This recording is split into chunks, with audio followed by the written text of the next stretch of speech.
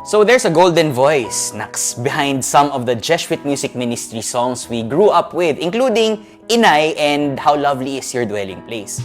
We finally sit down with the man behind that golden voice, Father RB Hizon, SJ. Hello. Golden. Oh, lumang-luma. Golden well, hits.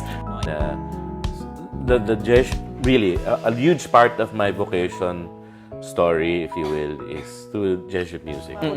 Pero first solo ko na recorded was in a particular album, naalala ko was Tanging Yaman. Parang big thing yun pag binigyan ka ng solo. And it was, I mean, you'd be happy to be singing. Papaya, you were a Jesuit already, no?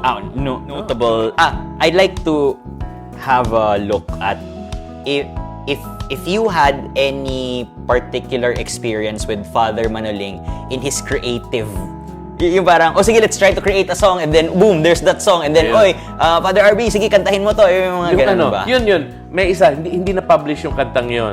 Pero, na piano. Na gano'n siya. Parang, may demo. Nung time, pati mga demo yun. So, minsan, kasi very pastoral yun si Manoling. Kunwari, may mga notes, minsan hindi ko makuha-kuha. Okay. O sige, ganito natin, bigla babaguhin na. Tapos yun na ilalabas. Hindi ko na maalala kung alin.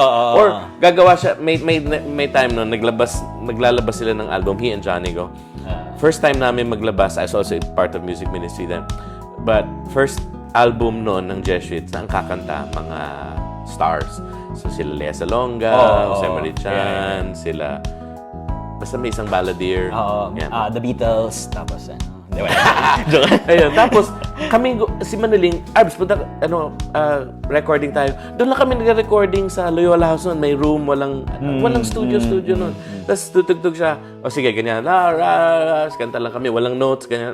Ganito. So, tinitenga? Oo, tenga lang. Tapos, I don't know, nare-record kami, tapos gagawa kami ng mga demo. Yeah. So, siyempre, wow, ito yung demo pinakinggan ni whoever. Tapos minsan, dahil nga hindi ko makuha-kuha, lumabas, sige na. So, in-adjust na lang. Pero si Manoling, ganun. He would, hirap baka ganun talaga. So, in a way, very pastoral, very open to, kumbaga hindi siya fixated sa notes. So, that was Manoling. And, it was Father Honti was still around then. So, nagkakaroon ng guidance yan, Father Honti. And si Father Honti. Father Arnel din. Father Arnel and I were together.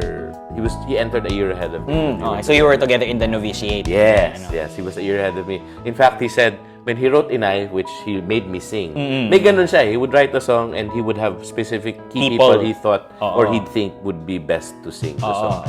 And he said when he wrote Inay, he had me in mind. They had my mother in mind. Watch the full interview on our social media page, Limang Siglo on YouTube.